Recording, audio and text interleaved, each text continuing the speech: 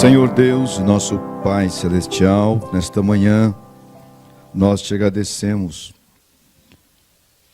por esta oportunidade, pelo sol ter brilhado mais uma vez sobre nossas faces.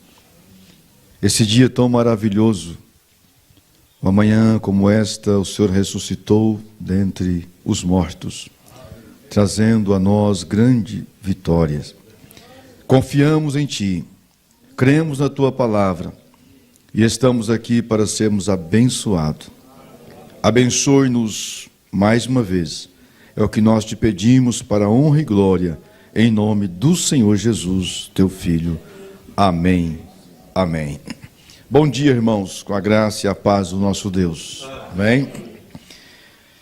É sempre bom, e eu estava ali pensando, dizer que foi bom, que é bom essas reuniões. Talvez a palavra bom seja muito pobre para expressar, né? Talvez é muito pobre para expressar tão grande privilégio, grande mesmo. E às vezes a gente só percebe que isso é tão grande depois. Eu estava ali olhando e pensando assim, pastor, olhando a irmã Maria, né? E já admirei muito ela e o irmão Deodato cantando. Sou um amante da música sacra. E pensando, vi tantas vezes ela cantar no vídeo, né? Não tive o privilégio de ir na temporada que ela esteve no Recanto. E aí, olhando, vendo ela aqui, pensando assim, às vezes a gente está junto com as pessoas, né? E não fala para elas da admiração que a gente tem por elas, e que a gente admira. E depois, talvez essa oportunidade é única que Deus nos dá para fazer isso. Quando eu falei assim, o Senhor falou, irmã Maria, canta mais um hino para nós. Você viu como é que é engraçado, né? Interessante. E hoje, aí, outra vindicação, eu estou ali pensando, meu coração, dizendo assim, quantas pessoas têm dificuldade de dizer eu amo você, eu te amo. Você falou assim, vira para o outro e fala assim, eu te amo. Foi tudo assim, bem, foram juntos. E eu tomo isso como vindicação de Deus, muito bom. Essa mente semelhante, né, aos pastores aqui. Às vezes nós somos tudo demais, irmãos. É ruim. Tudo demais é ruim. Tudo demais é veneno, né? O veneno bem dosado é remédio, e o remédio demais é veneno. E às vezes a modéstia exagerada também é perigosa. Então, por que eu estou dizendo isso?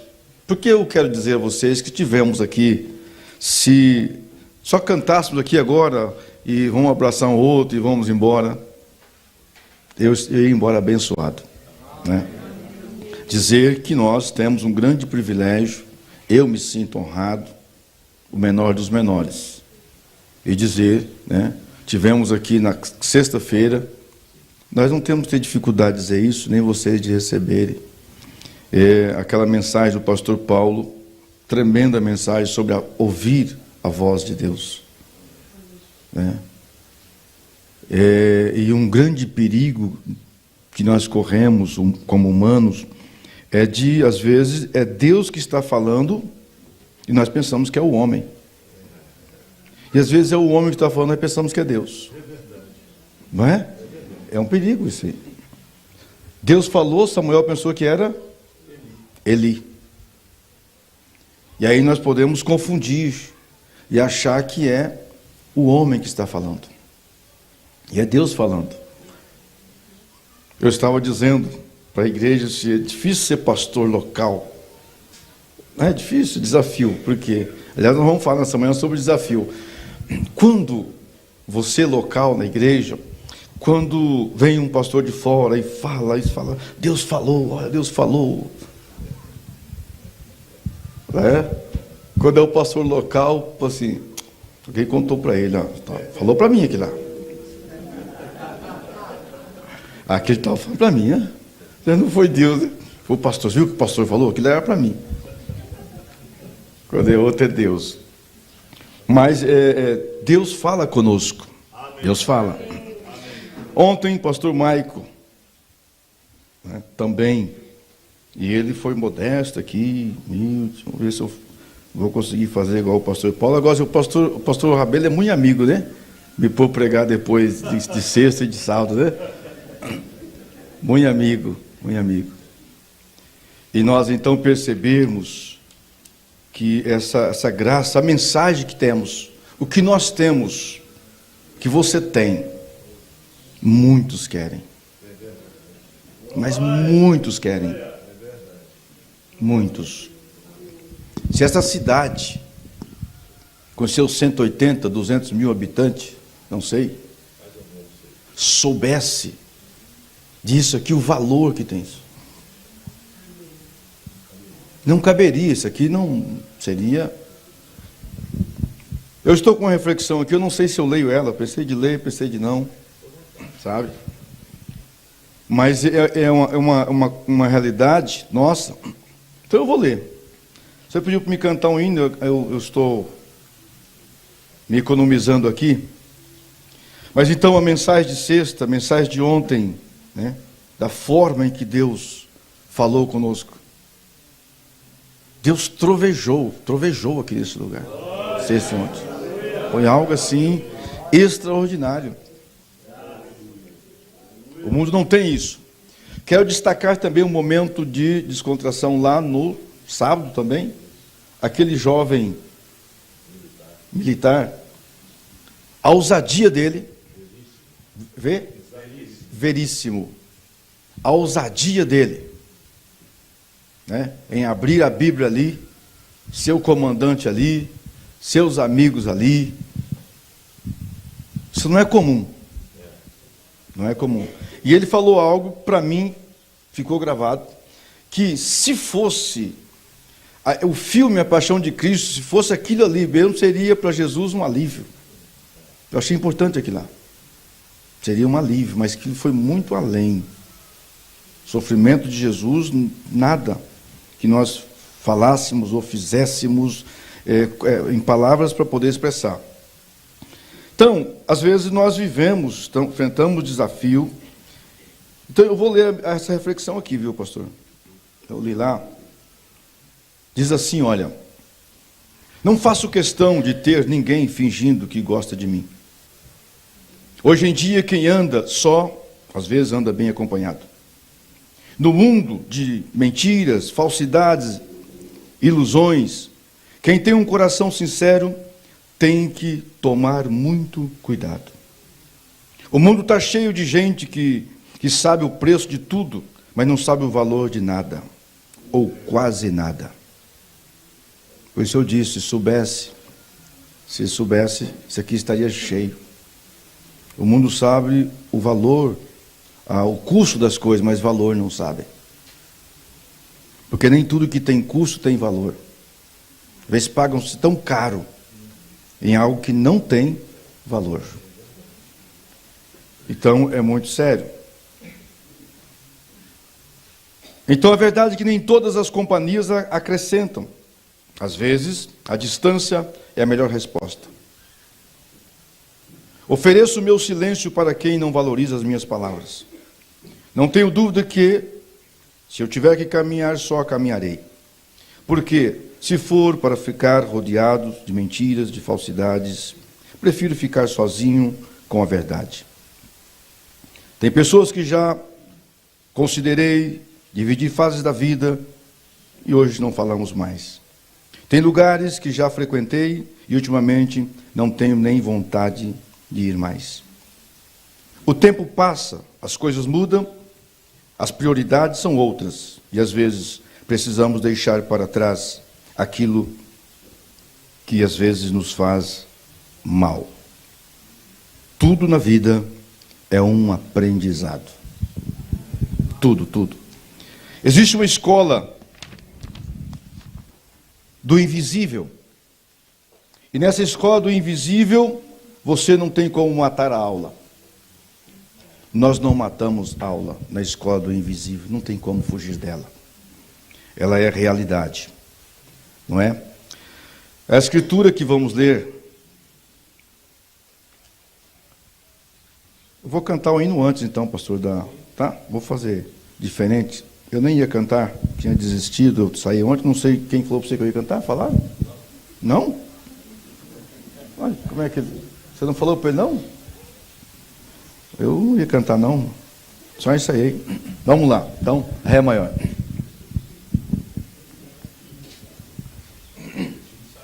Falou que tinha ensaiado. Ah, tá. É óbvio, né? Você ensaiou, mas não necessariamente.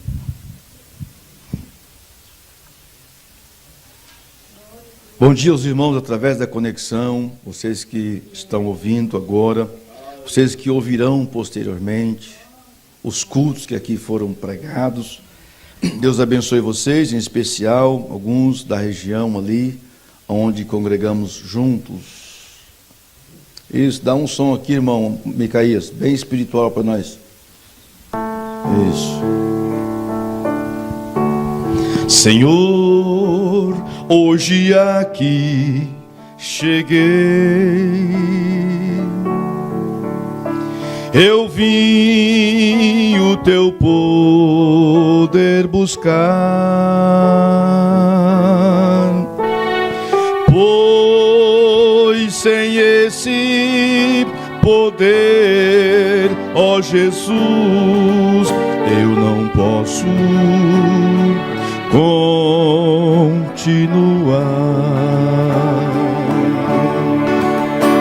Renova-me,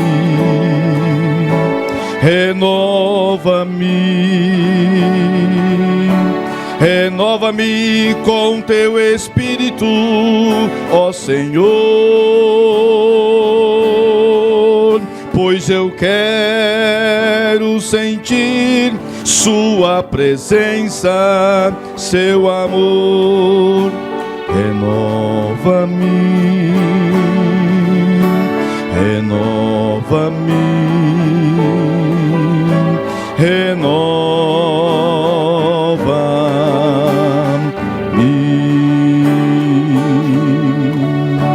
Jesus, todos que aqui chegarão,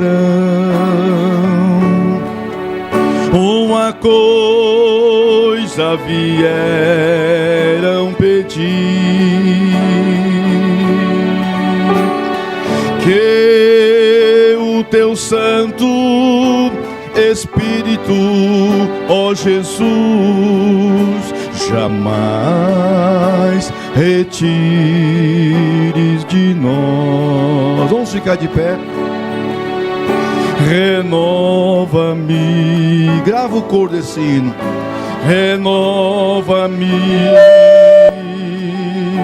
Renova-me com teu Espírito, ó Senhor,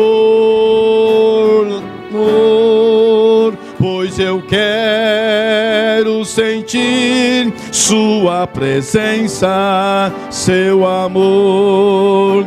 Renova-me,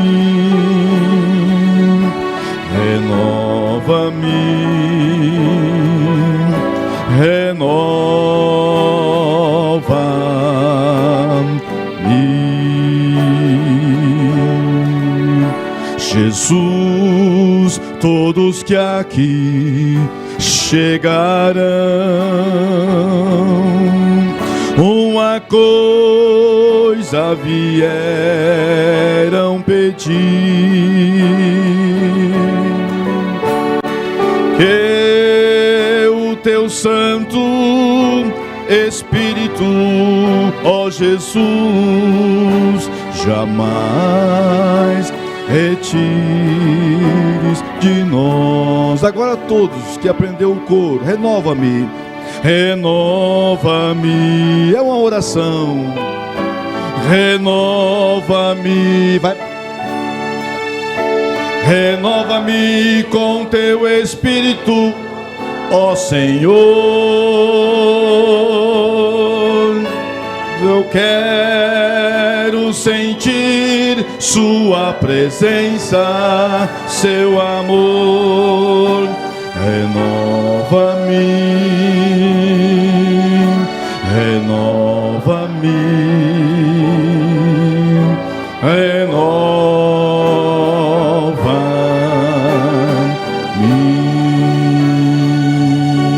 Aleluia. Graças a Deus. Nós vamos ler a Bíblia em Deuteronômio, é o 6. 5, 6. Mas nós vamos ir até o 9. Tem som lá na cozinha? Tem? Então as irmãs estão ouvindo lá. Eu quero também agradecer, e o pastor fazer meu agradecimento pela recepção, pelo carinho da igreja, o esforço, a gente vê isso aqui.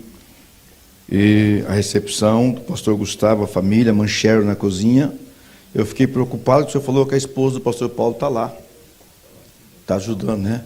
Então os irmãos Manchero, controla a irmã, como é que é?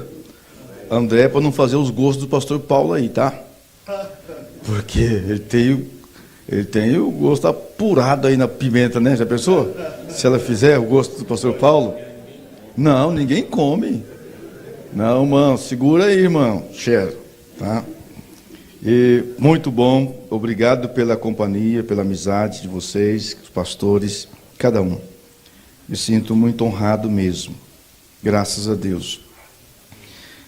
Eu vou tomar até o 9 aqui, de Deuteronômio capítulo 6.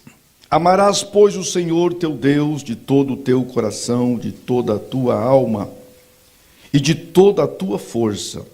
Estas palavras que hoje te ordeno estarão no teu coração.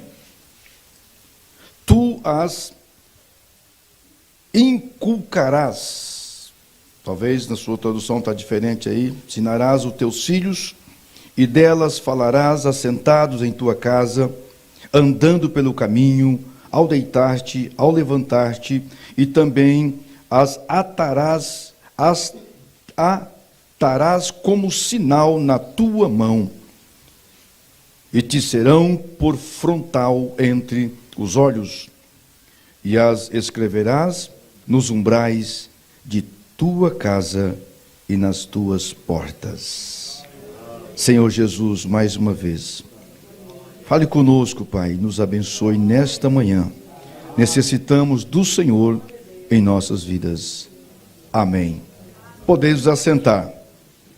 Eu não vou me privar aqui, vou repetir o pastor Maico, né? Uma linha como eles fizeram, mas eles pregaram. E eu quero só, ele disse que como se estivesse na igreja, claro que há um limite aí, mas eu quero pensar, assim que o pastor me disse, ele é engraçado, eu estava no recanto, vim para cá, vendo, acompanhei todas as postagens dele, da confraternização, pastor Paulo Mendes, pastor Maico, pastor Paulo Henrique, Orzeda está presente, e como eu vi nas postagens dele, não me for nada, eu vim bem tranquilo, né? Estou num recanto feliz da vida. Pensei, vou lá participar, né? Aí quando ontem ele fala, amanhã é com você. Estou participando, né?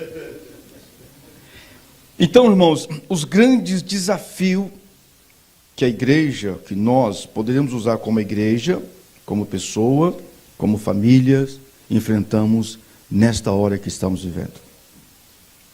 Desafios mesmos que nós vivemos.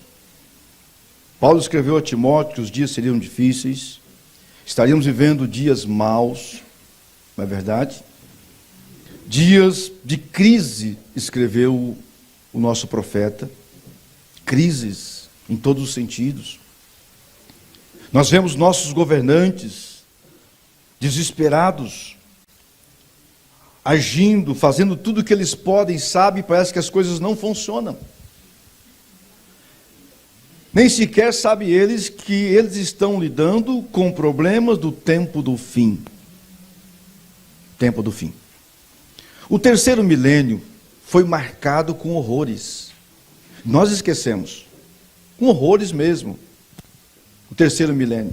Quando eu digo terceiro milênio, do 2000 para cá. Não é? 2000 para cá. Então, o início do terceiro milênio foi marcado com horrores. É que tudo cai no esquecimento das pessoas. Não é? Nós tivemos o dia 11 de setembro de 2001, primeiro ano do terceiro milênio, horror. O mundo estarreceu diante daquele acontecimento. Foi uma grande catástrofe que sofreu os Estados Unidos da América, da onde pisou, aonde nasceu o nosso profeta. Tivemos agora, recentemente, passamos por uma pandemia que marcou o mundo novamente. Essa generalizada mesmo, todo mundo, não foi só a notícia que chegou, mas chegou também a pandemia. E nós continuamos, existe uma pandemia silenciosa. Esta é mais perigosa. Não há alerta de vacina, não precisa usar máscara, mas que mata. Mata, mas mata muito mesmo. Eu quero fazer uso de uma outra escritura aqui, talvez nós poderíamos caminhar no tocante à igreja, individualmente, mas eu vendo as crianças aqui, brincando, famílias, então eu quero direcionar isso talvez mais a famílias, um culto bem familiar, para nós entendermos. Efésios capítulo 6, 4 diz assim: vós pais não provoqueis vossos filhos a ira, mas criai-os na disciplina e na demonstração do Senhor. Eis que os filhos são herança dos pais, disse Davi. Herança. Herança é uma coisa que você tem que cuidar. O profeta diz na mensagem: vem e segue-me, que há coisas que nós herdamos. E há outras que nós escolhemos. As que nós herdamos, elas exigem muito cuidado, mas muito mesmo. Muita atenção. Porque ela pode ser coisas boas, como pode ser coisas ruins, que herdamos. Inconscientemente, você nem sabe que você herdou. E aí acaba que nós estamos estimando coisas que está nos prejudicando. Herdamos. E nós não sabemos como lidar, como trabalhar com isso. Uma das coisas que nós herdamos, por exemplo, natureza. Herdamos natureza, maneira de ser, de agir, de falarmos, de nos portarmos. E há pessoas que acham bonito. Você me deu liberdade. Há pessoas que acham bonito. Há pessoas que eles prezam por algo que herdou. Exemplo, vou dar. A maior pobreza do homem não é não ter R$1 no bolso. A maior pobreza de uma pessoa é ele decretar algo para ele assim: olha, eu sou assim e não mudo. Essa é a maior pobreza, que nós mudamos todos os dias. Eu sou assim, eu sou assim porque o meu avô era assim, porque o meu pai era assim, e eu já decreta para o filho também. Meu filho também é igual a eu também, já decreta para o filho também ser igual. Então, são heranças. São heranças que nós precisamos cuidar com ela. Os filhos são herança do Senhor, o fruto do ventre do seu galardão. Ser pai é ser amigo, sacerdote, parceiro, irmão, companheiro de jornada. É um privilégio que Deus confere a homens. apesar de a responsabilidade ser tão grande ou maior quanto o privilégio. Sim, irmãos. Por quê?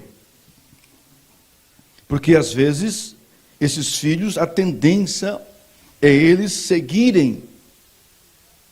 Não existe ninguém, não existe pessoa, não existe nada que possa, vamos dizer, influenciar um filho mais do que o pai e a mãe. Ou pelo menos não deveria existir. Né? Por que não? Porque esse filho que foi gerado no ventre, no seu ventre, mãe, e o pai acompanhando, 9 meses no ventre, depois você ensina a dar os primeiros passos, depois você toma no seu colo. Quem poderia ter mais influência sobre ele do que o pai e a mãe? Ninguém. Não é verdade? Eles deveriam ser. E eu dizia à igreja, quem deveria ter mais influência sobre esta igreja lá, do que eu, o pastor da igreja. Mas como os dias são maus, e às vezes nós estamos querendo, ou exigindo, cobrando algo também, que as pessoas não têm para nos dar. Nós estamos findando, está morrendo a geração de ferro. Eu vou me policiar bem aqui, porque está transmitindo, né? E hoje, aqueles critérios. Está morrendo aquela geração de ferro, de pais, de mães, que, eu vou dizer, não tinha nada, mas deu tudo para os seus filhos. Deu tudo. Ensinou eles a serem homens, ensinou elas a serem mulheres. Eles não tinham, vamos dizer, dinheiro, mas eles tinham valores. Eles tinham sabedoria. Eram pessoas sábias, eram homens sábios, eram mulheres sábias. Por isso nós temos ainda essa geração educada, porque os nossos jovens, eu fico, uma preocupação, claro, humana, que eu não posso intervir, a não ser quando cabe a mim, como estou fazendo agora, como cada um, como pai, mãe, como pastor, levar, que parece até uma coisa que daqui uns dias falar isso será, quando o meu neto, que hoje tem 4 anos, uma neta que dediquei agora no último culto de ceia, quando eles estiverem calçando o meu sapato. Há uma preocupação. As coisas mudam, o mundo muda. Agora, por que estamos vendo dias tão difíceis? Mensagem, o lugar de adoração provido por Deus. Eu quero trazer isso aqui. O profeta diz assim, olha, você sabe o que aconteceu em Sodoma? Veja a Califórnia. Daí ele, ponto e vírgula. Não somente a Califórnia, os Estados Unidos. 189, o lugar de adoração. Não somente os Estados Unidos, mas o mundo todo. Vejam essa adolescência insana. Eu lhes disse outro dia, eles estavam fazendo uma análise ali das escolas no Arizona, onde eu moro. 80% das crianças na escola são mentalmente retardadas. Uma banda pregou essa mensagem em 60, por volta do ano 60. Que serão seus filhos? Ele faz uma pergunta. 190. Você busca no dicionário uma pessoa retardada é problema psíquico. Psíquico. Se essas crianças que tinham problema nas escolas no ano 60, que eram retardadas, e um problema quando não tratado, ele tende-se a crescer. 60, 70, 80, faz a conta. Quem são eles? Por que eu disse o desafio hoje? O grande desafio de criar filhos. O desafio para ser um cristão verdadeiro. O profeta pregou a mensagem, como é tão difícil, por que é tão difícil viver uma vida cristã? Em 1960 eles tinham problema psíquico. Eles cresceram. Quem são esses homens? Dá vontade de dar o nome deles aqui. São aqueles que criam as leis, que nós temos que andar dentro dos parâmetros. São aqueles que ditam as normas, as regras que os nossos filhos, nossos netos vão na escola aprender. São eles. São os juízes. São grandemente cérebros hoje que estão na cadeia, no topo, instruindo, dizendo o que temos que fazer. Tentando quebrar, tentando roubar de nós aquilo que você ensina, aquilo que você tanto luta, essa escolinha aqui, pensa. Por isso Salomão diz, ensina o caminho para eles. Ensina o caminho para os teus filhos. Agora ele não disse ensinar o caminho. Há algo que nos chama a atenção quando a Bíblia diz assim, ensina a criança, não falou o caminho, mas no caminho. Ensina no caminho. Ensinar o caminho, vou dizer para você vai para onde? Papá, então você vai aqui, vai ali. No caminho estar juntos. Ensina no caminho. Não tem como ensinar. Não tem como você ensinar no caminho se você não estiver no caminho. Não existe uma coisa mais horrível, mais prejudicial do que um bom conselho acompanhado de um mau exemplo. Porque ele fixa. Então nós tivemos aí, assim como tivemos, o profeta está dizendo, ele diz assim, ó, não podemos ter outra geração, estamos no fim agora. Jesus disse que essas coisas viriam. Se fizermos uma viagem ao passado e ver o que Jesus falou, ele diz assim, olha, as leis que eles criariam, que o homem vai criar, vai servir para condenar os fracos. Sempre para desfavorecer o pobre. Sempre para prejudicar. Abacuque orou. Olha onde ficou Abacuque. 400 anos talvez antes de Cristo. Pouco mais, Abacuque orou, uma oração desesperadora. Ele chegou a orar e disse, Senhor, olha para nós, porque nós não temos mais quem cuida de nós. Nós estamos como que na mão de ninguém. Abacuque orando, ele disse assim, talvez em outras palavras, eu vou dizer aqui.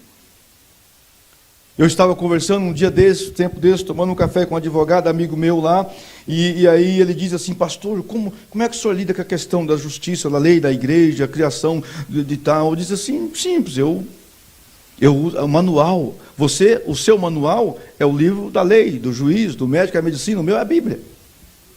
Ele falou, mas as coisas, as leis hoje está tão difícil, né, pastor? Eu falei, não é hoje, sempre foi, disse para ele.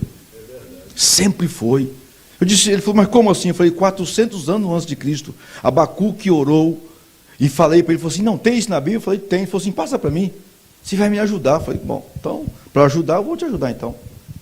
Abacuque orou, Senhor, olha para nós, porque a lei é lenta, disse Abacuque, orando. A sentença demora a sair, e quando sai distorcida. Aí ele pontuou dizendo assim, ó, eles roubam o jornaleiro, o direito da viúva. Abacuque disse isso. Aí Deus pegou e respondeu a oração de Abacuque, falou assim, não, Abacuque, eu vou fazer algo, eu vou agir. Deus sempre age para aqueles que têm o temor de Deus. Não tenha medo, não tenha medo.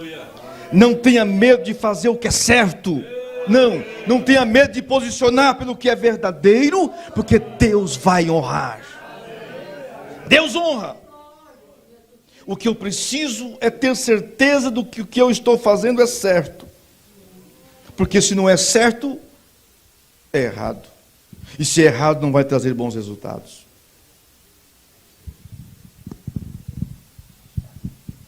Vivemos em 1970. Um cientista disse que se o mundo durasse mais 20 anos, a vida não seria vivida, ela seria suportada. Isso se deu em 1990. Ele disse em 1970, o ano em que eu nasci. Pronto, você já fez a conta de quantos anos eu tenho também, né? Gosto de pregar para pessoa inteligente. É bom. Que a vida não seria vivida, ela seria suportada.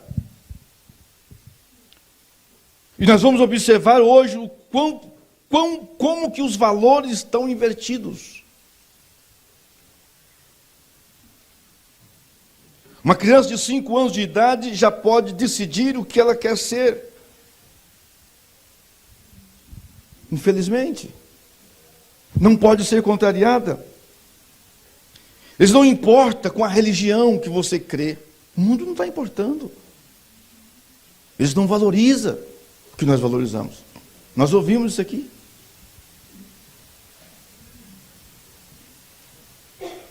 Mas um menor de 18 anos, reincidente, não pode nem ser preso.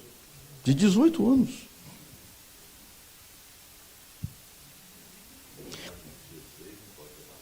Não pode trabalhar. Se trabalhar, matasse, eu não estava aqui hoje não, irmãos. Tinha morrido. E aqui eu sei, nós estamos em Minas, terra do meu saudoso pai, terra de gente boa. Quer dizer que os outros lugares também não tem, né? Como eu estou aqui, estou falando aqui. E eu tenho que falar bem daqui, porque, né? Afinal de contas, estou aqui, né? Eles não se importam. Mas aqui, nós estamos ainda com essa geração. Quando você, jovem, moça, rapaz, quiser de fato aprender, na escola, procure um desses anciãos de cabeças brancas. Senta com ele, fala, conta a sua história para mim aí, tio. Ou vô, ou como você quiser chamar, irmão. Fala um pouquinho, deixa ele contar um pouquinho da história para você. Não tinha bacharelado, nada contra. Não quero fazer apologia também, a ignorância aqui. Né? Não é isso. Mas eles eram sábios. Homens que quando suas esposas estavam grávidas, e eles trabalhando, roça, que era o que existia antigamente, e a esposa em casa, e porventura ele ia lá no arrozal, ia lá no cafezal, deu uma geada, queimou tudo. Ele não falava para a esposa que a geada tinha queimado tudo o café. Não, que o arroz. Se o patrão mandasse embora, ele não falava nada. Chegava em casa caladinho e dizia assim para ela, fulana, eu estava pensando de nós mudarmos daqui. Desse jeito. Aí ela podia dizer, mas aqui está tão bom, mas eu descobri um lugar que eu acho que vai ser melhor para nós. Porque se ele chegasse, ela grávida, sabendo que os filhos recebem no ventre, se assim, chegasse já chutando o portão na quintal com raiva, mãe mandou embora, só trabalhei aqui, e que esse palavrão, levava aquele choque, e automaticamente ela pensou, está desempregado, vai faltar?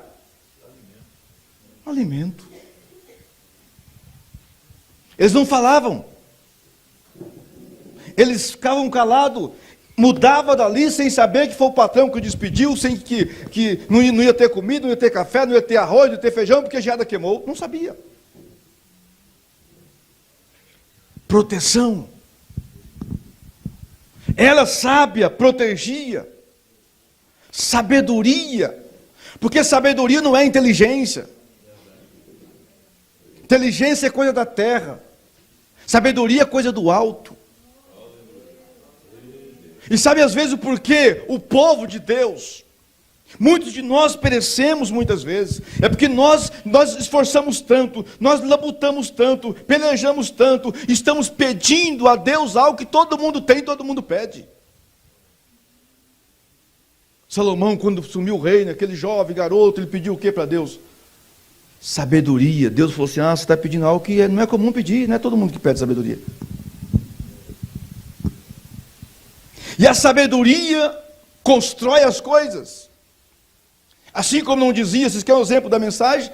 Mombrana vivia uma situação muito difícil, muito mesmo, muito pobre. Vocês sabem, conhecem a história de William Branham. E ele desejava tanto uma cadeira de balanço, né? Parece que era de balanço. E ele um dia comprou aquela cadeira. A prestação. Trabalhando com muita dificuldade. Eu estou falando agora de sabedoria. Marido e mulher. E então, ele não pôde pagar. A loja buscou a cadeira. Mombrana foi chegar de tarde cansado, ele amava aquela cadeira. A irmã Meda era muito sábia.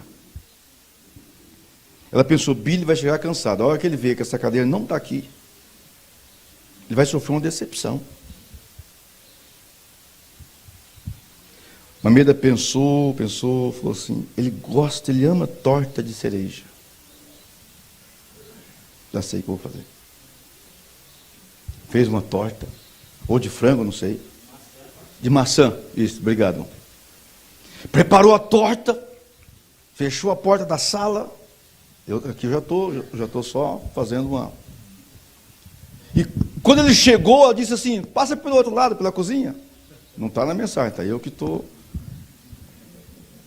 Chegou, falou, mas já foi encontrar com ele na porta, fiz uma torta para você, essa aqui, você vai amar, Billy.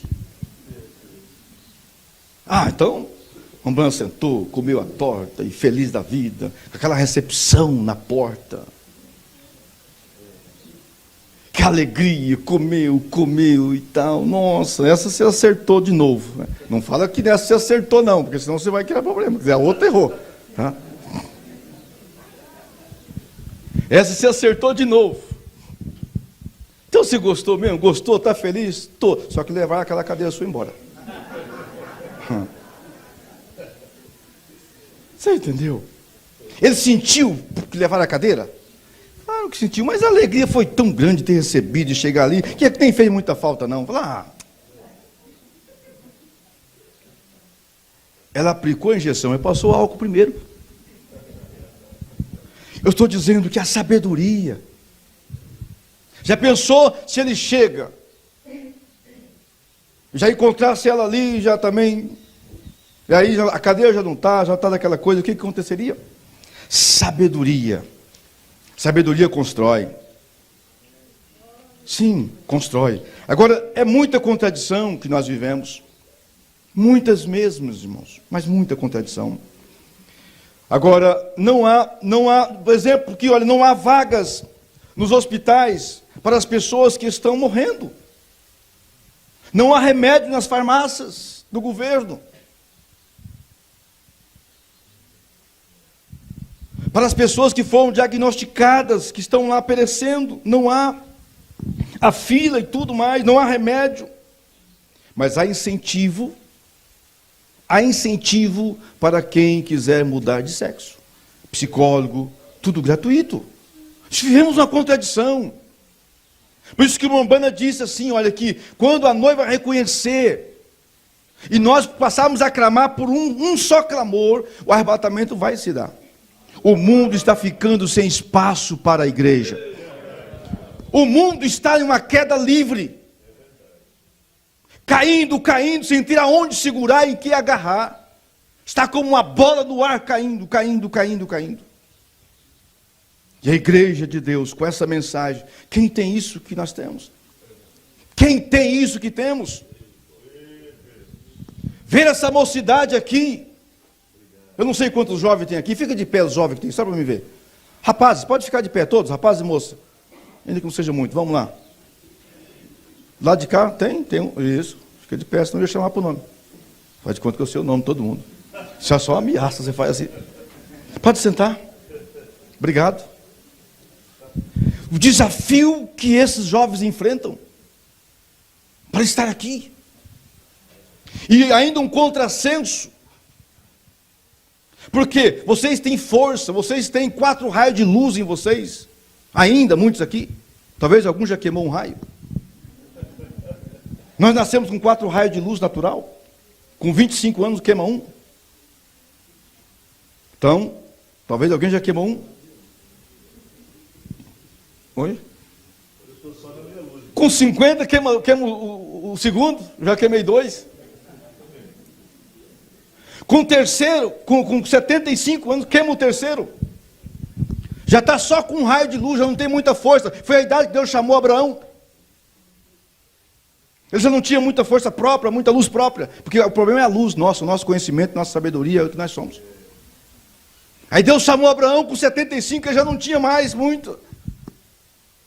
Moisés levou para lá, veio depois com 80, foi falado aqui. Já estava queimando o último raio. Então era para a igreja ser cheia de velhinhos, cabeça branca. E nós temos tantos jovens na igreja, que eles abrem mão, eles rompem a força, a ideia própria está aqui servindo a Deus, isso é louvável. E que nossas crianças tenham, cresçam assim também. Com sabedoria. Veja toda essa televisão, 191 agora, da mesma mensagem, lugar. Essas televisões e coisas tais, preparando essas coisas fictícias.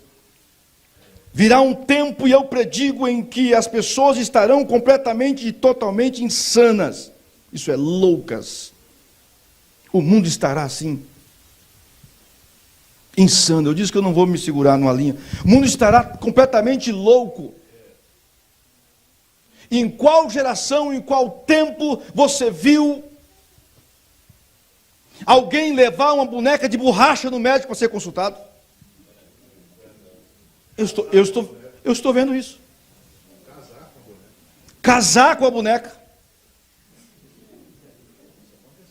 Sim, mãe. Nós estamos vendo isso, irmãos. É desafiador a vida cristã nesse mundo que nós vivemos. Eu te pergunto, o que passa na mente, na cabeça de uma pessoa que compra uma boneca de borracha e um dia amanhece de manhã, ela assim fala assim: bebê, não está bem, né, bebê da mamãe? Eu vou te levar no médico. Tá? Aí tá.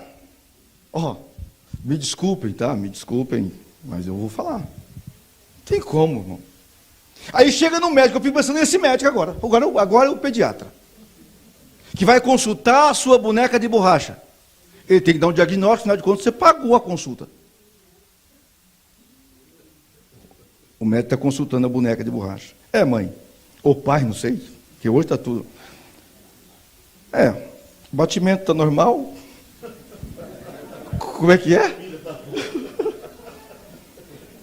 Ela é propensa, a glicemia propensa, tem uma glicemia alta, você tem que cuidar muito. Né?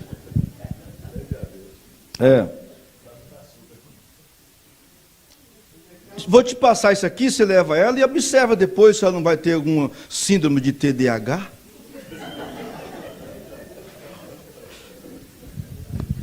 O médico. Isso você tem que pegar o auxílio de Bolsa Família também, tá certo? Irmãos, nós estamos, é cômico, mas isso está acontecendo. E pasmem vocês que as pessoas estão achando comum. É isso que nós não podemos, como leitor da Bíblia, eu negocio casa, eu compro carro, eu vendo carro, negocio, mas essa Bíblia não pode negociar, a palavra de Deus é inegociável, a mensagem não se pode negociar. Se existe algo que tem valor na terra, é você, é o povo de Deus, somos nós. Fomos comprados pelo sangue do Cordeiro. Não. Fomos comprados pelo sangue. Redimido. Há valores que são inegociáveis. Não negocie a sua fé. Sua fé não tem dinheiro que pague. A sua reputação, seu caráter. Quando eu disse que nós estamos pedindo o que todo mundo pede e querendo que todo mundo tem, eu posso falar de valores, dinheiros, moeda, prata. Sem sequer o mundo sabe, ou não saiba que o dinheiro está no nível 4 da riqueza. Antes dele vem mais 3 coisas, até chegar no dinheiro. Não nos vamos ater a isso. Mas observe só, estarão loucas.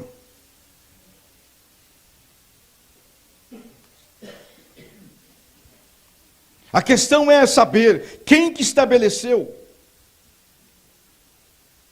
Quem estabeleceu as referências para a normalidade de você e sua família? Quem? O profeta diz aqui, nessa mensagem, Israel e a igreja, a terceira parte. Quem foi que estabeleceu? Dorma. Ele diz aqui, olha, agora é o parágrafo 17. A igreja, agora descobrimos que a igreja de Deus não é a vontade do povo. É a eleição de Deus. E a eleição está em Deus. Deus chamou Abraão, o fundador da fé.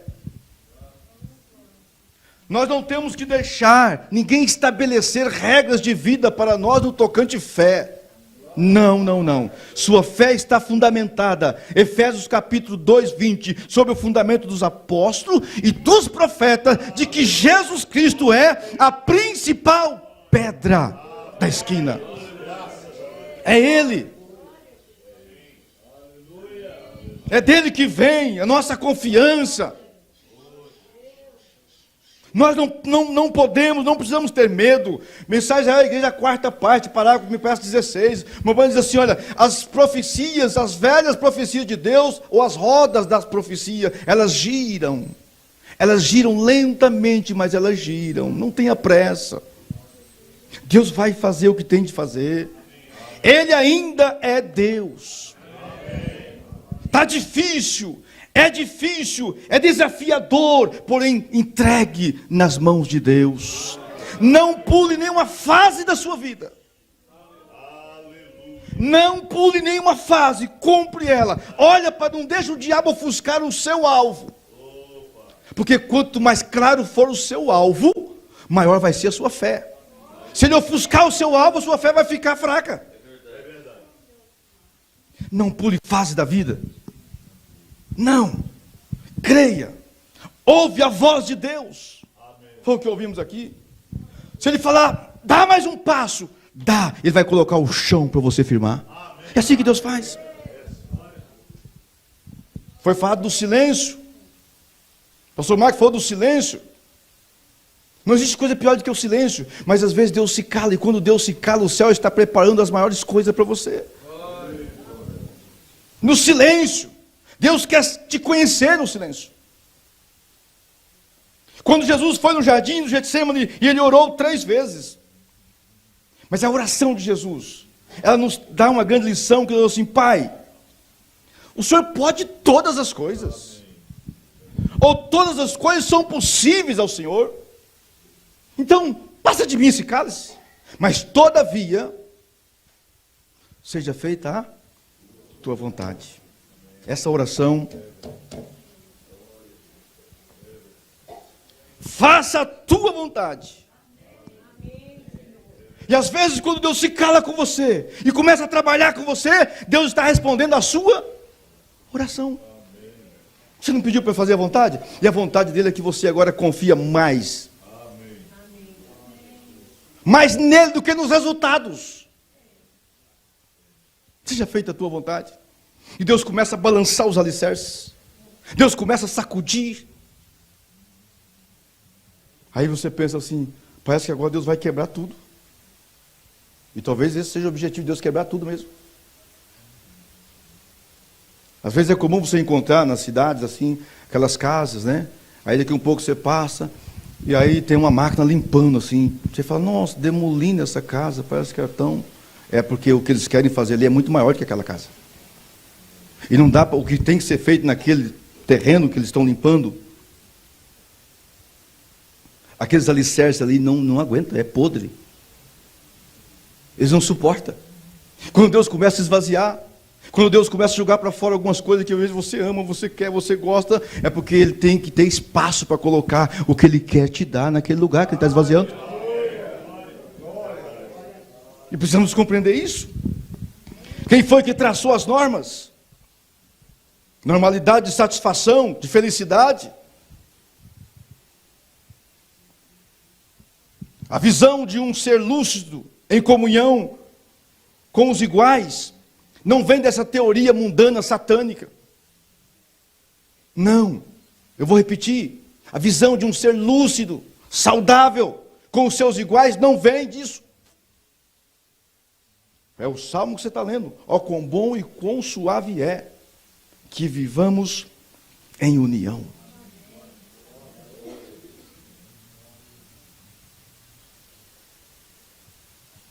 Olhando à frente, o que estamos vivendo, o que percebe é uma sociedade com aspecto muito nublado, na demonstração de sua sanidade. Uma igreja verdadeira raramente se vê. Estamos de fato arruinados? Onde estamos? O que é que tem valor hoje? Os valores invertidos. Eu quero dizer primeiro que eu não tenho nada contra cachorro, tá? Só porque eu vou dizer aqui. Mas o cachorro hoje, ele no aspecto visão, lei, direitos, ele tem mais do que o homem. O cachorro. Tudo que nós vivemos hoje é projetado. O que está acontecendo no mundo foi projetado lá atrás. Sim. Você acredita nisso? O homem tira um revólver, atira em punho no homem, massacra um outro do seu semelhante, mas se ele se ofender um cachorro, ele vai para a cadeia. Porém, eu tenho que sujeitar às leis do nosso país. Se a lei diz assim, diz assim. Confrontado por alguém no fórum, me disse assim para mim, eu ouvi isso. O senhor sabe que nós somos agentes livres e podemos fazer o que nós quisermos fazer? Com relação a pregar a palavra, inclusive. Ela estava me dizendo isso, essa pessoa que estava. Se eu tivesse diante do juiz, não teria dito, mas como ela estava representando ali só o juiz. Ela disse, se você, ou se eu for contrariado, não puder fazer o que eu quero fazer, então a lei me ampara, eu tenho direito de punir. Caso contrário, se você não tiver direito de fazer o que você quiser, eu quiser, é homofobia, é narcisismo, é isso e aquilo, falou para mim. Eu falei, então eu estou chateado aqui. Por quê? Porque sim. Porque eu sou um cidadão brasileiro. A nossa indústria automobilística me fabrica um carro com 400 cilindradas. Me põe lá no velocímetro que eu posso correr até 260. E eu não posso passar de 80 por hora, 100. Sou habilitado. Ainda tenho um reflexo bom. Eu não faço porque a lei me mas minha vontade é ir 160 por hora. Falei para ela. Mas não posso porque a lei está me coibindo. Eu paguei por isso. E aí, o que você me disse? Ela ficou, mas você está relativando. Eu falei, não, você que está. Não é? É você que está. Não sou eu. Eu sou um cidadão, mas tenho que cumprir a lei. Eu pago o seguro do carro, que é obrigatório. Eu pago o IPVA, que é para poder arrumar as estradas para mim rodar. Você também. Para duplicar as estradas e fazer uma estrada boa para rodar. Aí eles fazem uma estrada boa, 2 pistas e põem um pedágio. Você tem que pagar de novo. Aí na frente eles põem um radar 60 por hora, porque você não pode andar. E se você andar, você leva uma multa, vem para você uma foto, você vai recorrer para quem? Voltou na visão de Abacuque. Não tem para quem falar. E aí o que vamos fazer? É o mundo que estamos vivendo, de contradições muito grandes. Mas veja o que o profeta diz. A Bíblia fala de visões tão hediondas, como eles mostram nos cinemas, falando da projetado. Por que o mundo está hoje? Por que o mundo está hoje? Onde você for, se você vai no mercado, você vai no shopping, onde você for, já nos aviões, todo mundo com seu cachorrinho. Alguém aqui lembra de um filme que passou um tempo atrás, chamado 101 Dálmatas? Não tinha esse desenho? É um desenho? Não? Você viu? Pois é. Você vê que o diabo trabalha assim, ele não tem pressa. Talvez aqui, isso foi de 90, não sei quando foi isso aí. Dos anos de 90. Os mais novos aqui, o do terceiro milênio, não lembro. 101 dálmatas. É muito cachorro, não? Podia ser só uns 3 dálmatas. Aquilo tem um sentido. Não precisava ser tanto cachorro assim num desenho. 101. Né? É o nome que deram para o filme. Projetado. E o mundo vive, vai projetando. Vai projetando. Vai projetando. E nós estamos aqui nessa manhã com nossa mente também em um projeto. Mas é o projeto de Deus. A Nova Jerusalém, que já está ataviada, já foi projetada no pensamento de Deus. Tudo ele pensou, tudo ele imaginou. E nós precisamos de fixar nossa mente a isso. Mas eles estão aí, olha só, eles mostram aqui, diz o profeta, nos cinemas, mostram nos cinemas, e hoje de alguma era de criaturas pré-históricas que viveram na terra por tantos milhares e milhões de anos. Chocam e saem para algum. Isso é só uma coisa pequena comparada com o que vai acontecer. Quando o inferno for aberto, e o diabo saiu com todas as suas coisas misteriosas, de mulheres, ou melhor, gafanhotos como cabelo como de mulheres, dentes como de leões. Ora, o mundo está completamente, totalmente insano. Ele repete aqui, no 91, essa mensagem. Completamente insano. Não está mais do que simplesmente cerca de 1 grau disto agora. Então tem que se cumprir. Estamos mostrando, mas nada está errado. Está errado não, está tudo certo. Nós estamos aqui também nos posicionando. Tudo está certo. Como poderei vencer? Parágrafo 92. Pastor, eu não sei, não tem até que hora que eu vou. Completamente, olha aqui, mensagem, como poderei vencer 92. Vem, como eu disse no princípio, você nasceu fracassado. E aquele nascimento nunca pode te trazer vida. Por quê? Você nasce fracassado. E você está em um mundo fracassado, entre pessoas fracassadas, que possuem entre credos fracassados, denominações fracassadas. Você tem que chegar à vitória de alguma forma. Porque Deus te elegeu. Amém. Se formos para o mundo, nosso mundo eclesiástico, o mundo denominacional, que ouvimos aqui, o pastor Paulo discorreu nisso na sexta-feira, que para eles tanto faz. A unção não está mais. Mamãe disse isso, a unção saiu de muito tempo. E o que faz a diferença ainda é a unção. A unção fez e faz a diferença. Nós precisamos ter um cuidado que a unção também, ela produz algumas coisas. E o primeiro fruto da unção é inimigo. Esse é o primeiro fruto da unção. Quando a unção, Jesus foi ungido, foi para o deserto. Outro foi ungido. Então nós observamos, não há mais unção. Eu falei do culto sem objetivo, sem propósito. Então, se não há unção, o mundo está assim. Se não há unção na pregação, fica o pianista aqui, levanta o som, pão, aquele sonzão, pregando e o som tocando. Pode observar aí. Não quero ser crítico. Mas tem que ter aquele som alto o tempo todo. Porque não tem a unção. Então tem que trabalhar com a emoção. Mas uma mensagem assim, que às vezes você está lendo a leitura da mensagem, você abre a sua Bíblia lá na sua casa, começa a ler, daqui um pouco algo te atinge tão forte, que você fecha aquela mensagem, e começa, parece que viajar. Foi falado do retrovisor, do retrovisor. Você não pode ficar o tempo todo, porque o retrovisor não é referência. Se fosse referência, ele é maior do que o para-brisa. Então ele não é referência, o retrovisor.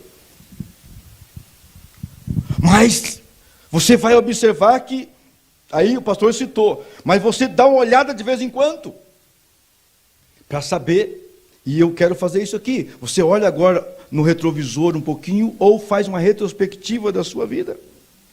Se nós vamos encontrar alguns momentos em nossa vida que parece que alguém roubou nós de nós. Parece que alguém roubou. Alguém me roubou de mim. Com relação ao crente que eu era. As igrejas, no mundo pentecostal está assim. As pessoas vão à igreja, vão à frente, canta, com os lábios impuros. É lamentável isso, as pessoas dão glória, com os lábios imundos, o teclado toca, mas não há unção na pregação, não há poder mais para fazer a diferença, porque o evangelho que não transforma as vidas não é o evangelho de Jesus.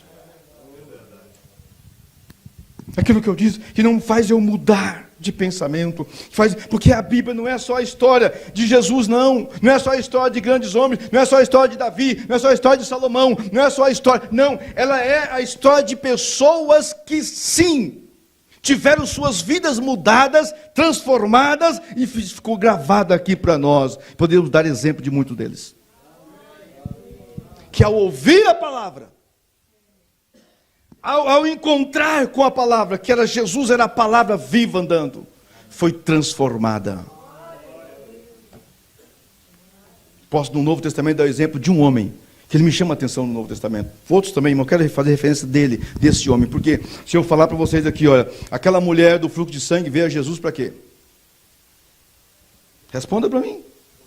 Para ser curada. O centurião romano mandou encontrar Jesus para quê?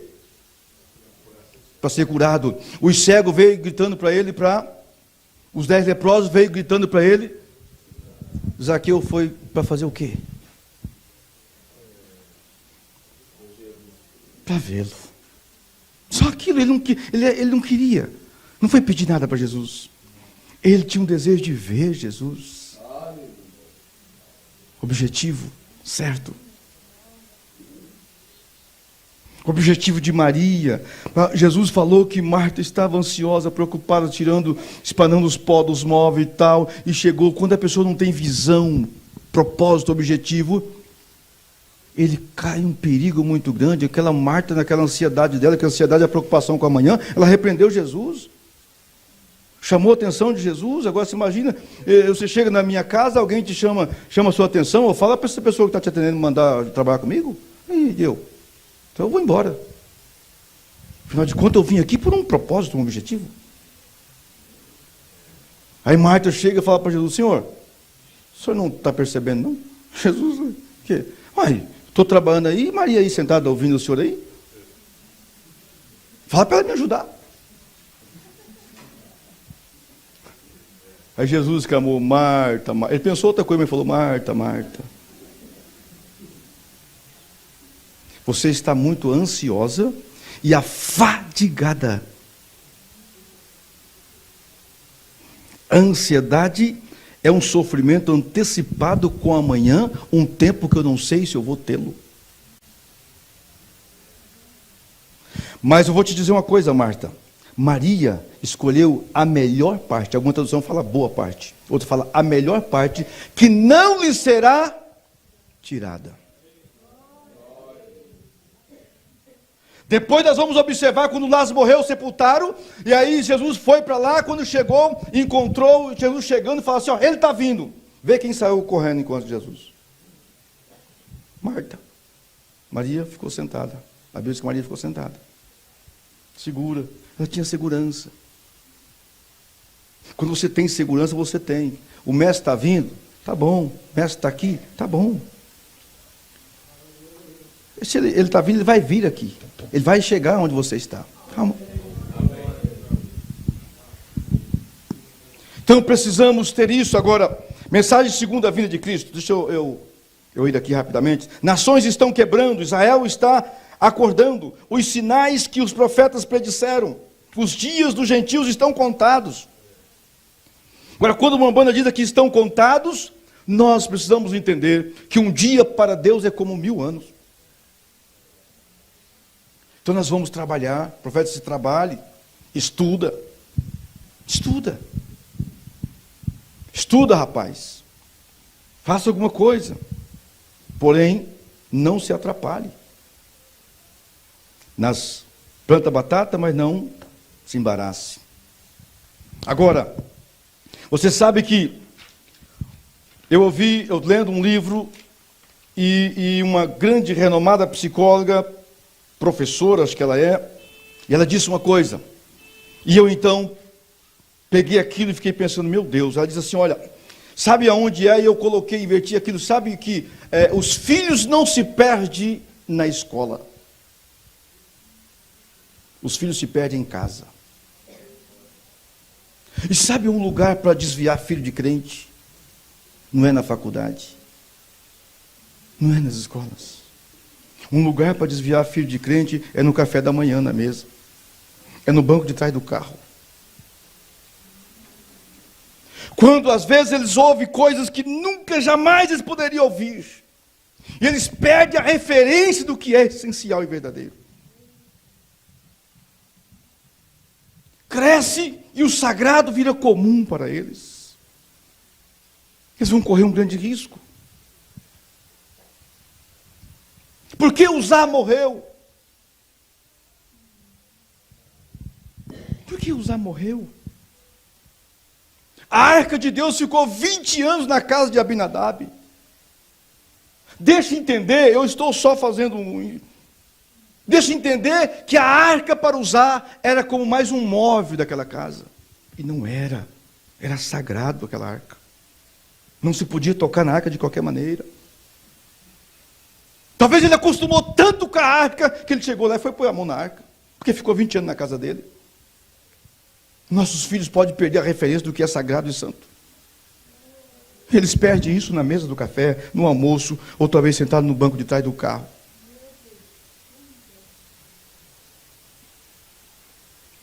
Depois não acredita mais no pastor, ele não respeita mais o diácono, depois ele acha que a igreja é a casa dele também.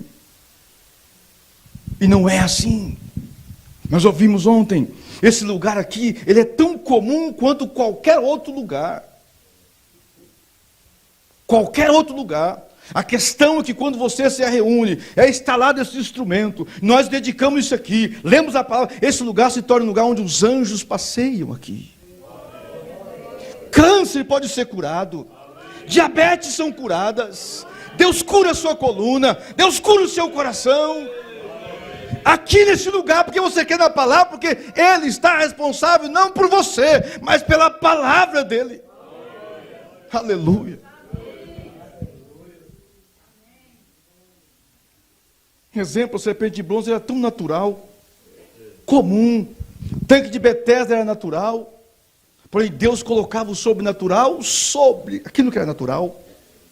Deus traz, o sobrenatural vem e nesse lugar para te abençoar, para te ajudar.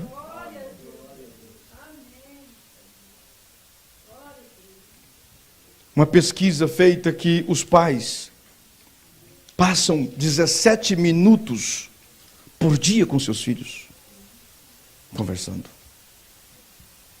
Eu disse que as influências, a referência que o filho tem que ter é seu, é sua, é minha.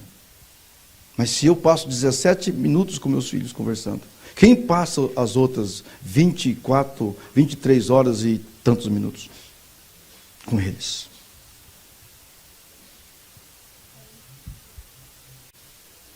Não há diálogo em muitos lugares. Às vezes o diálogo se tornou um monólogo. E aí as coisas começam a arruinar. O que tem de filhos que não conseguem dizer para o pai: eu te amo, pai. Filhas, porque elas nunca ouviram do pai e da mãe: papai te ama, mamãe te ama. A maneira que o mundo hoje, o mundo de então, eles querem corresponder é dando o melhor, é trabalhando, preparando para levar para uma viagem, para dar um presente. A presença vem antes do presente. A presença. O filho quer a presença. filha quer a presença do pai, quer a presença da mãe. Porque a presença vem antes do presente.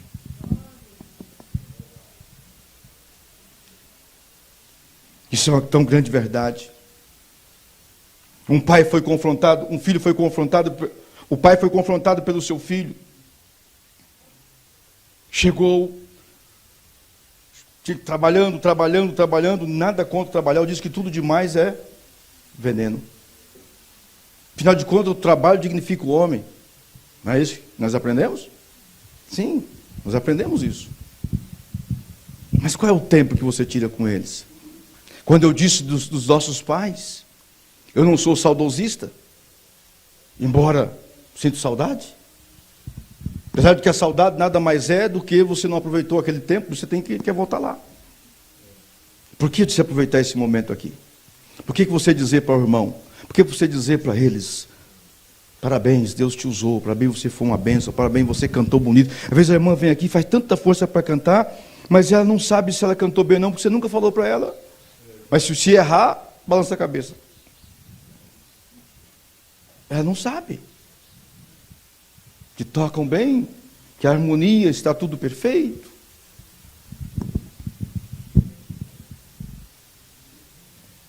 Então não sabemos porque não falamos.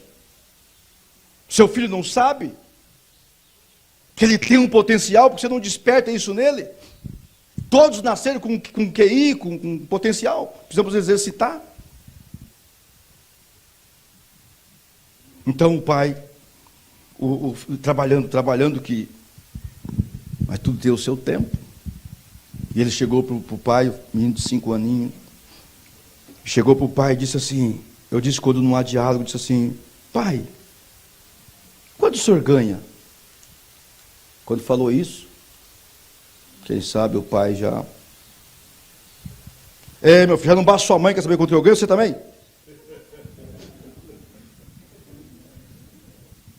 O filho baixou a cabeça, vai dormir. Baixou a cabeça, o Juninho foi chorando para o quarto. Voltou de novo. Aí ele, vou falar um valor aqui. Falou assim: você sabe o que? Eu ganho 20 reais por hora. O menino voltou depois e falou assim: pai, o senhor me dá 10 reais? Outra bronca. Outra bronca, porque, afinal de contas, 10 reais, 10 reais vai te salvar. Ponto de a casa cair. Aí o pai deu uma bronca, ele foi para o quarto chorando. Depois o pai foi lá, pensou, foi lá e deu 10 reais. Está aqui, filho, ó, 10 reais. Aí o filho veio lá sorrindo, enxugando as lágrimas. Disse: pai, o senhor tem uma hora para me ouvir, agora eu posso pagar para o senhor. Eu tenho 20 reais. Aquilo cortou o coração daquele pai. Eu disse que a presença vem antes do presente. O diálogo. Ela só sabe o dia que o feijão passou no sal ou queimou. Nunca sabe quando está bom. Ele. E assim nós vamos vivendo. Nós vamos criando. Não há o diálogo. É desafiador, eu disse para vocês. Que é desafiador viver. Desafiador. Um pai chegou para o pastor no escritório e disse: pastor, eu vim aqui porque eu preciso falar com o senhor. Algo muito sério. O pastor disse: sim, irmão, pode dizer. Ele já estava embriagado. Olha, pastor, estou bebendo. Não sei o que fazer. Minha casa está um horror, está terrível lá. E aí ele começou a relatar: meu filho caçula foi expulso da escola. O meu filho mais velho está nas drogas. A minha filha, pastor, tenho 3 filhos, e a minha esposa, doente, só vive doente, e eu já estou bebendo. O pastor pensou, falou assim: irmão, já sei o que está acontecendo. Eu disse: pois isso eu quero saber, eu preciso fazer alguma coisa. O pastor disse: irmão, é que lá na sua casa tem um lá que é Jesus. Mas antes ele diz assim: pastor, e para a coisa parece assim, não sei se coincidência ou não,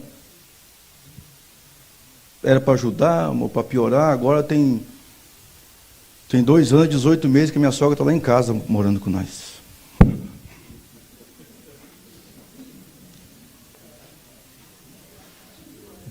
O pastor deve ter pensado: está feia mesmo a coisa lá, né? O pastor disse: irmão, é que lá na sua casa tem um lá que é Jesus. Vocês estão maltratando ele.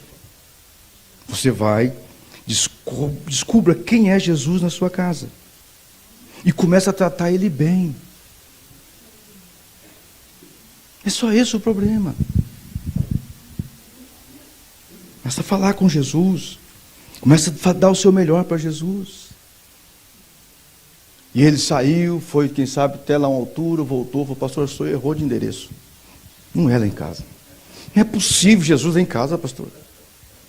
Jesus, aos 12 anos, ensinava na sinagoga. O meu Juninho foi expulso da escola. A minha filha, Jesus, pastor, não tem nenhuma semelhança, nada. Talvez as roupas que ela usa parecem aquele paninho que põe Jesus na cruz, só. Meu filho, talvez mais velho, a semelhança dele com Jesus é o cabelo crescido. Não pode. Minha esposa, Jesus curava todas as doenças, ela tem todas as doenças. Reclama de tudo. Não é possível. Não é, pastor? Sim, é. Você pensou: meu Deus, só sobrou? Será que é? Será que ela é Jesus? O pastor disse: é lá na sua casa. Deus não é endereço, não. Deus não é endereço. Ele foi para casa e ficou uma semana, irmão, matutando o que ele ia fazer, o que ele tinha que fazer. Meu Deus. Quando as coisas estão nessa altura, não há diálogo, não há mais amor, não há unidade. O Salmo 133 não funciona mais. Não tem roupa lavada, não tem comida feita, não tem nada na hora. Ele levantava cedo, fazia o café, arrumar a marmita para levar para o serviço. Não tinha nada disso. Um dia ele levantou 5 horas da manhã, como sempre de costume, fez o café, preparou a marmita dele e bateu lá na porta onde a sogra estava dormindo. Quem é? É eu. Eu quem? É eu, fulano. O que você quer? Isso é um cafezinho para a senhora. Abriu a porta, toma um gole primeiro.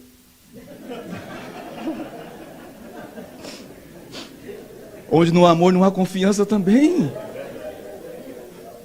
Não há.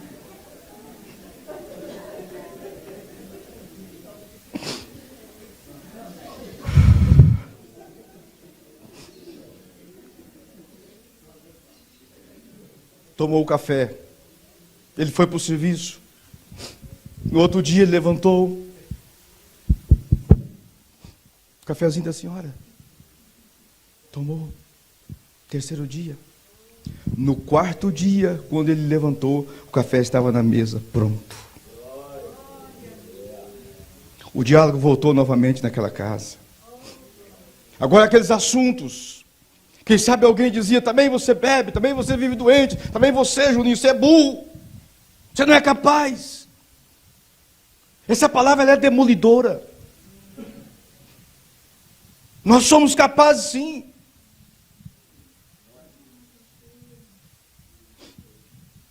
Começou o diálogo agora, um em defesa do outro.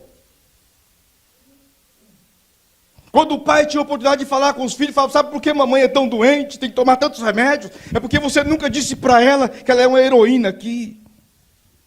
Que ela lava, ela passa, ela faz tudo. Quando você pega o seu lenço passadinho, lá dobradinho, alguém fez aquilo. Sua roupa lá no cabide, alguém fez, quem foi? Vocês não falam para ela que ela é a melhor cozinheira, que você ama a comida dela, que você gosta. Quando ela tinha uma oportunidade para os filhos, ela falava assim: filhos, sabe por que papai está bebendo? Porque ele não sabe, ele sai aqui com chuva, com sol, de madrugada para trazer o pão para casa. Mas vocês não falam que ele é o seu herói. Não há reconhecimento. Juninho tirou nota vermelha, porque você não sentou com ele e falou: meu filho, eu confio em você. Se o do vizinho tirou, você pode também. Nós podemos. Somos capazes, sim. E para a alegria do pastor, num belo culto, ver a família sentada toda no segunda fileira de banco da igreja. Às vezes Deus quer que nós façamos diferente. A vida está tão difícil porque nós estamos insistindo com Deus. Entendeu? E quando as nossas orações viram insistência, e não mais devoção e gratidão a Deus. Sabe o que Deus está dizendo para você? E eu termino aqui com aquela passagem de Pedro pescando no mar. Pescador de profissão. Vamos ficar de pé. Pescou a noite toda e não pegou nada. Um fracasso. Jesus chegou e disse assim: olha, tem alguma coisa aí para comer? Não tem nada, Senhor, pesquei nada. Frustrado, lavando as redes. Esse lavar as redes tem uma mensagem subliminar. Sabe, quando você tenta fazer algo, você não consegue, aquilo te machuca, te fere. Você precisa limpar disso. Aquelas coisas que ele pegou, que não foram peixes, ele tinha que tirar, mesmo não pegando, diante da frustração, da decepção. Ele tinha que aquilo apodrecia as redes e acabar estragando para uma próxima tentativa. Às vezes nós tentamos e fracassamos, mas você precisa limpar o seu coração. E não deixar que isso vai crescendo aí, segundo escreveu Paulo, no coração. Jesus chegou para Pedro e disse: vamos pescar, Pedro? Ele falou assim: mas Senhor, aonde? Lá no mar de Genezaré, porque aqui não está dando nada. Ou vamos para o mar de Tiberíades? Outra mensagem: levanta onde você fracassou. Eu disse: não pule uma fase da sua vida. Não pule. Encare elas com realidades. Jesus foi para Pedro e falou assim: ó, joga a rede do outro lado. Isso é, faz diferente. Faça diferente. E a Bíblia diz que Pedro lançou, falou: sobre a tua palavra. Porque peixe não tem. Eu já tentei. Eu já fiz de tudo. Não consegui. Mas sobre a tua palavra eu vou lançar a rede. 153 grandes peixes. A Bíblia não tem esses atentes por acaso, irmãos. Podia falar assim: pegou 150 peixes. Mas pensou em falar 153 grandes peixes. Por que grande? Porque isso é só peixe. E cada um, história agora, cada peixe é diferente do outro, não pegou nenhum igual. E foi tanto peixe que a rede quis rasgar, o barco quis tombar. E aí eles tiveram que chamar os demais. Companheirismo. Chamou os demais barcos, fez um companheirismo para poder ajudar a tirar aquela rede. Ter a alegria de fazer companheirismo e chamar outros para compartilhar da sua bênção. Feche seus olhos. Aleluia.